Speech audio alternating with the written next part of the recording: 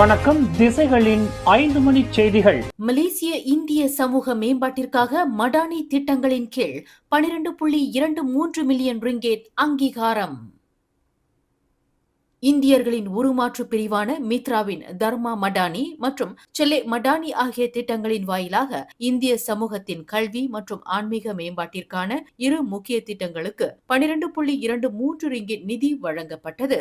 B40 பிரிவு இந்திய குழந்தைகளுக்கு தரமான ஆரம்ப கல்வியை வழங்க 10 மில்லியன் ரிங்கிட் ஒதுக்கப்பட்டுள்ளது.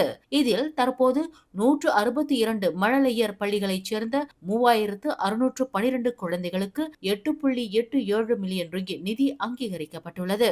தர்மா மடானி திட்டத்தின் கீழ் நாடு முழுவதிலும் உள்ள 168 இந்து வழிபாட்டு தலங்களுக்கு 3.36 மில்லியன் ரிங்கிட் நிதி அளிக்கப்பட்டுள்ளது. இதன் மூலம் இத்திட்டத்தின் கீழ் இதுவரை மொத்தம் 627 கோயில்கள் 12.54 மில்லியன் ரிங்கிட் நிதி உதவியை பெற்றுள்ளது.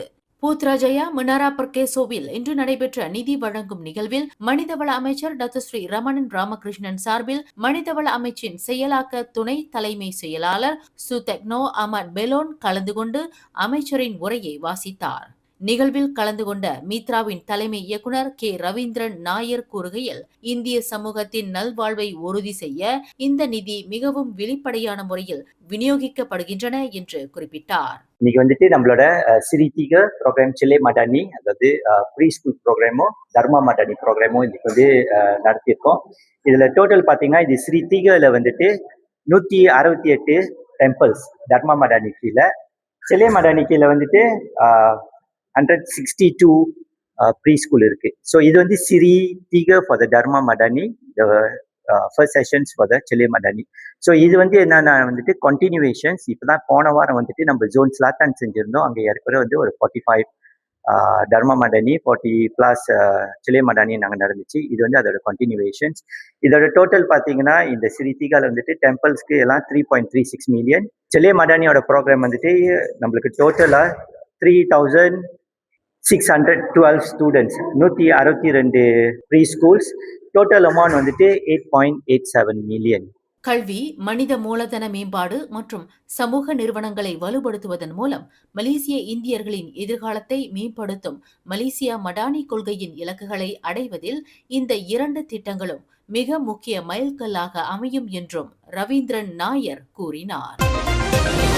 வலுவான பொருளாதார அடிப்படைகள் மற்றும் எரிசக்தி ஏற்றுமதி காரணமாக அமெரிக்க டாலர் வலுவடைந்தாலும் மலேசிய ரிங்கிட் மற்றும் சிங்கப்பூர் டாலர் ஆகியவை ஆசிய பிராந்தியத்தில் தொடர்ந்து சிறந்த செயல்திறனை கொண்ட நாணயங்களாக விளங்கும் என்று ஸ்டாண்டர்ட் சார்ட்டர்ட் வங்கி கணித்துள்ளது. குறிப்பாக கச்சா எண்ணெய் விலை உயர்வு நிகர எரிசக்தி ஏற்றுமதி நாடான மலேசியாவிற்கு சாதகமாக அமையும். அண்மைய ரிங்கிட் வீழ்ச்சி தற்காலிகமானது என்று குறிப்பிட்டுள்ள வங்கியின் தலைமை பொருளாதார நிபுணர் எட்வர்ட் லீ, கடந்த 14 ஆண்டுகளில் இல்லாத அளவுக்கு மலேசியாவின் சேவைத்துறை கணக்கு கூடுதலாக பதிவாகியுள்ளதாக கூறினார். சுற்றுலாத்துறையின் வளர்ச்சி மற்றும் வேகமாக விரிவடைந்து வரும் தரவு மையங்கள் இதற்கு பக்கபலமாக அமைந்து ரிங்கிட்டின் மதிப்பை வலுப்படுத்துகின்றன. உள்நாட்டு தேவைகள் மற்றும் நிலையான அந்நிய நேரடி முதலீடுகளால் 2026 ஆண்டில் மலேசியாவின் பொருளாதாரம் சுமார் 4.5 விழுக்காடு வளர்ச்சியை எட்டும் என எதிர்பார்க்கப்படுகிறது.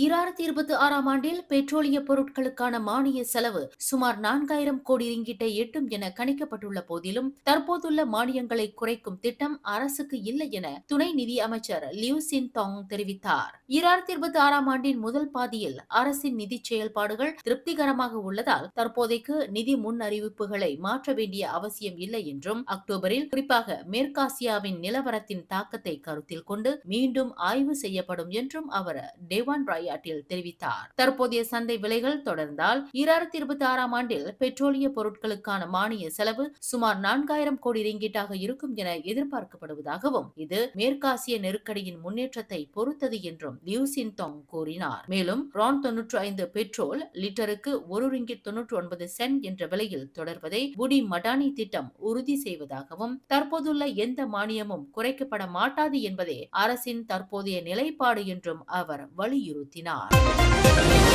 அனுமதி பெறாத முதலீட்டு திட்டங்கள் திட்டங்களில் முதலீடு செய்யுமாறு முறைகேடாக வழிநடத்திய குற்றத்திற்காக 122 மலேசிய முதலீட்டாளர்களுக்கு சுமார் 28 மில்லியனை திருப்பிச் செலுத்த வேண்டும் என்று உயர்நீதிமன்றம் விதித்த தீர்ப்பை மேல்முறையீட்டு நீதிமன்றம் உறுதி செய்துள்ளது.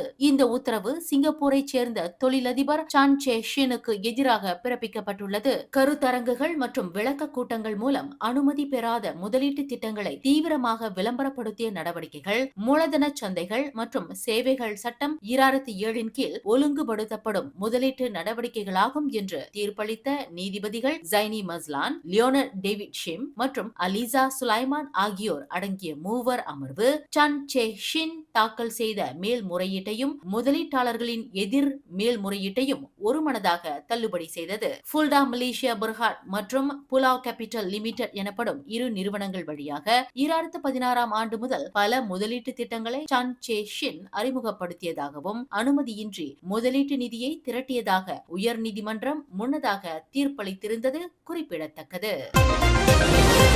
சுற்றுச்சூழல் பாதுகாப்பு. மலேசியாவிலேயே முதன்முறையாக நீர் சுத்திகரிப்பு எச்சங்களில் இருந்து ஈகோ பிரிக் செங்கற்கள் தயாரிப்பு. அலாம் அலிரான் குவாலிட்டி நிறுவனம் சாதனை.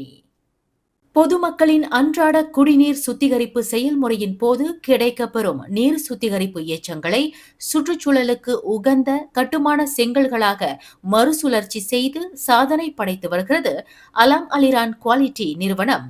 சுற்றுச்சூழல் பாதுகாப்பை முதன்மை நோக்கமாக கொண்டு உருவாக்கப்பட்டுள்ள இத்திட்டத்திற்கு WTR SW 204 ஸ்லாஜ் என பெயரிடப்பட்டுள்ளது. இதுகுறித்து அந்நிறுவனத்தின் திட்ட மேலாளர் TS கார்த்திகேயன் விளக்குகையில், WTR என்பது வாட்டர் ட்ரீட்மெண்ட் ரிசீடுவல் எனப்படும் நீர் சுத்திகரிப்பு எச்சங்களை குறிக்கும் என்றார். கடந்த 2025 ஆண்டு பிப்ரவரி 23 பினாங்கு சுங்கைடுவாவில் அமைந்துள்ள பினாங்கு குடிநீர் விநியோக கழகமான PBAPP கீழ் இத்திட்டத்தை பினாங்கு மாநில முதலமைச்சர் மாண்புமிகு சவ் கான் யாவ் அதிகாரப்பூர்வமாக தொடங்கி வைத்தார். இத்திட்டம் பினாங்கு மாநில குடிநீர் விநியோக கழகத்துடன் 15 ஆண்டுகள் குத்தகையின் அடிப்படையில் இயங்கி வருகிறது. மலேசியாவிலேயே முதன்முறையாக குடிநீர் சுத்திகரிப்பு எச்சங்களை மூலப்பொருளாக பயன்படுத்தி கட்டுமான செங்கல்கள் தயாரிக்கப்படுவது பினாங்கு மாநிலத்திற்கும் அலாம் அலிரான் குவாலிட்டி நிறுவனத்தின் முயற்சிக்கும் கிடைத்த மிகப்பெரிய வெற்றியாகும். மலேசியாவின் பல்வேறு அரசு மற்றும் தனியார் நீர்வளத் துறைகளைச் சேர்ந்த பிரதிநிதிகள், குறிப்பாக PAAB, பெட்ரா, ஸ்பான், PBAPP மற்றும் JAS ஆகிய நிறுவனங்களைச் சேர்ந்த அதிகாரிகள் அலாம் அலிரான் குவாலிட்டி நிறுவனத்தின் 2 திட்ட தளமான சுங்கைடுவா மற்றும் புகிட் மிஞா தொழில்நுட்ப பார்வை மேற்கொள்வதற்காக பலரும் வருகை புரிந்தனர். இத்திட்டத்தின் தொழில்நுட்ப செயல்முறை 2 முக்கிய பிரிவுகளாக நடைபெறுகிறது. பினாங்கு குடிநீர் விநியோக கழகமான PBAPP அனுப்பும் நீரில் இருந்து சுங்கைடுவாவில் அமைந்துள்ள சுங்கைடுவா டி வாட்டரிங் பிளான்ட் தளத்தில் நவீன தொழில்நுட்பத்தின் மூலம் கழிவு எச்சங்கள் தனியாக பிரித்தெடுக்கப்பட்டு சுத்திகரிக்கப்பட்ட நீர் மீண்டும் PBAPP இடம் ஒப்படைக்கப்படுகிறது. முன்பெல்லாம் இவ்வகை எச்சங்கள் ஆறுகளில் வீசப்பட்டதால் சுற்றுச்சூழல் அசுத்தமடைந்து பல சுகாதார பிரச்சனைகள் எழுந்தன. இதனை தடுப்பதற்காகவே பல கட்ட ஆய்வுகளுக்கு பிறகு இத்திட்டம் செயல்பாட்டிற்கு கொண்டு வரப்பட்டுள்ளது. தற்போது பிரித்தெடுக்கப்படும் எச்சங்கள் கடலிலோ ஆற்றிலோ வீசப்படாமல் புகிட் மிஞா பகுதியில் அமைந்துள்ள நிறுவனத்தின் ஈகோ பிரிக் மேனுஃபேக்சரிங் பிளான்ட்டுக்கு கொண்டு செல்லப்பட்டு நவீன தொழில்நுட்பத்தின் மூலம் தரமான கட்டுமான செங்கல்களாக மாற்றப்படுகின்றன என்று திட்ட மேலாளர் TS கார்த்திகேயன் விவரித்தார். இந்த ஈவெனை பார்த்தீங்கன்னா மோஸ்ட்லி எப்படி வேஸ்ட் வாட்டர் ட்ரீட்மெண்ட் குடிக்கிற தண்ணியில் ப்ரொடியூஸ் பண்ணுற வேஸ்ட்டை எப்படி நம்ம மறுசுழற்சி பண்ணி அதை இன்னும் ஒரு வேல்யூபிள் ப்ராடக்டாக மாற்றுறதுக்கு. இதுக்கு முன்னே வாட்டர் ட்ரீட்மெண்ட் பிளான்ல என்ன இஷ்யூஸ் இருந்துச்சுன்னா, அவங்களுக்கு வர அந்த வேஸ்ட்டை அப்படியே கிட்டத்தில் இருக்கிற ரிவரில் இல்லை ஆற்றுல விட்டுருவாங்க. ஸோ இப்போ இதை நம்ம மறுசுழற்சி பண்ணுறோம். அதை ஆற்றுக்கு போகாமல் இருக்காமல் அதை எடுத்து மறுசுழற்சி பண்ணி அதை நம்ம பிரிக்ஸாக மாற்றிருக்கோம் இப்போதைக்கு. அலாம் அலிரான் குவாலிட்டி நிறுவனத்தின் உரிமையாளர் டத்தோ பாலன் அகம்பரம் அவர்களின் முக்கிய நோக்கமே சுற்றுச்சூழலை பாதுகாப்பதாகும். தற்போது இத்திட்டத்தின் மூலம் நாளொன்றுக்கு சுமார் 1,50,000 கட்டுமான செங்கல்கள் உற்பத்தி செய்யப்பட்டு வருகின்றன. அது மட்டுமின்றி எதிர்காலத்தில் இதே மூலப்பொருட்களை பயன்படுத்தி சிமெண்ட் உற்பத்தி செய்யும் விரிவான திட்டமும் நிறுவனத்திடம் உள்ளதாக தெரிவிக்கப்பட்டுள்ளது. இந்த தொழில்நுட்ப பார்வை மலேசியாவின் பிற நீர் விநியோக நிறுவனங்களுக்கும் நீர் சுத்திகரிப்பு எச்சங்களை சுற்றுச்சூழலுக்கு உகந்த வகையில் மறுசுழற்சி செய்வதற்கான புதிய ஊக்கத்தை அளிக்கும் என எதிர்பார்க்கப்படுகிறது. நீர்வளத்துறையில் WTRSW 204 SLAJ திட்டம் ஒரு வரலாற்று முன்னோடி திட்டமாக அமையும் என திட்ட மேலாளர் TS கார்த்திகேயன் பெருமிதத்துடன் குறிப்பிட்டுள்ளார்.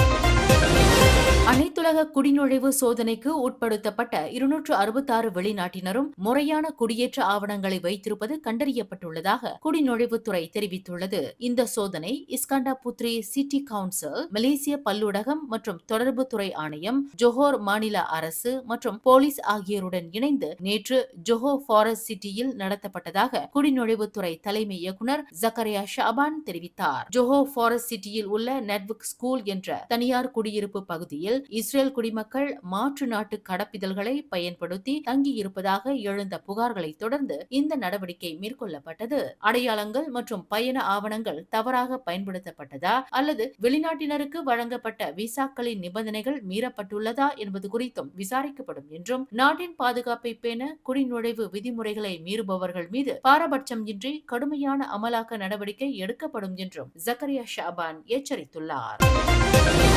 தன் உடலில் போதைப் பொருளை செலுத்தியதாக கூறப்படும் குற்றச்சாட்டின் பேரில் லான்ஸ் கார்பரல் தகுதியை கொண்ட முகமது ஐசாட் ஜம்லி என்ற போலீஸ் அதிகாரி இப்போ மஜிஸ்ட்ரேட் நீதிமன்றத்தில் குற்றம் சாட்டப்பட்டுள்ளார். ஜோஹோ சுகாமாட் போலீஸ் நிலையத்தில் பணியாற்றும் 26 வயதுடைய அவர் மஜிஸ்ட்ரேட் எஸ் புனிதா முன்னிலையில் நடத்தப்பட்ட இந்த வழக்கில் தன் மீதான குற்றச்சாட்டை மறுத்து விசாரணை கோரியுள்ளார். தமன் இப்போ ஜலான் கன்னிங் எஸ்டேட் விஸ்மா வாலியில் உள்ள கிராண்ட் ஓசி சென்ட்ரியான் பர்ஹாட் பிலே VIP 1 என்ற இடத்தில் கடந்த ஏப்ரல் 5ஆம் தேதி அதிகாலை 5:04 மணியளவில் கேட்டமின் மற்றும் MDMA ஆகிய போதைப் பொருட்களை தன் உடலில் செலுத்தியதாக அவர் மீது குற்றம் சுமத்தப்பட்டுள்ளது. அவர் மீது 1952ஆம் ஆண்டு ஆபத்தான போதைப் பொருள் சட்டத்தின் பிரிவு 15(1)A கீழ் குற்றம் சாட்டப்பட்டுள்ளது. குற்றம் நிரூபிக்கப்பட்டால் அவருக்கு அந்த சட்டத்தின் கீழ் 2 ஆண்டுகளுக்கு மிகாத சிறை தண்டனை அல்லது 5000 ரிங்கிட் வரை அபராதம் விதிக்கப்படலாம். அரசு தரப்பு துணை வழக்கறிஞர் முகமது ஜுல்கர்னைன்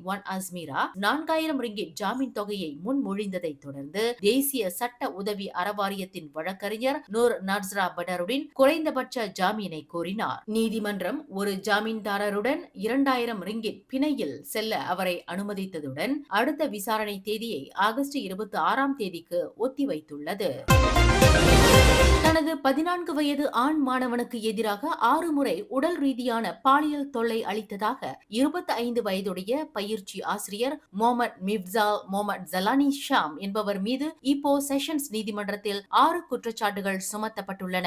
நீதிபதி ஐனுல் ஷாரின் முகமது முன்னிலையில் நடத்தப்பட்ட இந்த வழக்கில் அவர் தன் மீதான குற்றச்சாட்டுகளை மறுத்து விசாரணை கோரியுள்ளார். இப்போ கம்புங் சக்காடி பர்சியாரான் குந்தோங் S1/9 பகுதியில் உள்ள ஒரு வீட்டில் இந்த சம்பவம் நடந்ததாக கூறப்படும் நிலையில் 2017ஆம் ஆண்டின் குழந்தைகளுக்கு எதிரான பாலியல் குற்றங்கள் சட்டம் 792 பிரிவு 14A மற்றும் 14B கீழ் இந்த வழக்குகள் பதிவு செய்யப்பட்டுள்ளன. குற்றம் நிரூபிக்கப்பட்டால் அவருக்கு அந்த சட்டத்தின் கீழ் அதிகபட்சமாக 20 ஆண்டுகள் சிறை தண்டனையும் பிரம்படியும் விதிக்கப்படலாம். நீதிமன்றம் ஒரு ஜாமீன்தாரருடன் 10,000 ரிங்கிட் பிணையில் செல்ல அவரை அனுமதித்ததுடன் ஒவ்வொரு மாதமும் அருகிலுள்ள போலீஸ் நிலையத்தில் ஆஜராக வேண்டும் என்றும் பாதிக்கப்பட்ட மாணவரை எந்த விதத்திலும் தொடர்பு கொள்ளவோ அல்லது தொந்தரவு செய்யவோ கூடாது என்றும் நிபந்தனை விதித்துள்ளது. அரசு தரப்பில் துணை வழக்கறிஞர் M. ரவீனா மற்றும் குற்றஞ்சாட்டப்பட்டவர் சார்பில் வழக்கறிஞர் அமீர் ஃபிர்டவுஸ் முகமது அமீர் ஆஜராகிய இந்த வழக்கின் ஆவணங்களை சமர்ப்பிப்பதற்கான அடுத்த விசாரணை ஆகஸ்ட் 20ஆம் தேதிக்கு ஒத்திவைக்கப்பட்டுள்ளது. மேலும் செய்திகளை தெரிந்து கொள்ள கீழே இருக்கும் பெல் பட்டனை அழுத்துங்கள். உங்கள் மகிழ்ச்சியை வெளிப்படுத்த லைக் மற்றும் ஷேர் செய்யுங்கள். தொடர்ந்து திசைகளோடு இணைந்திருக்க சப்ஸ்கிரைப் செய்யுங்கள்.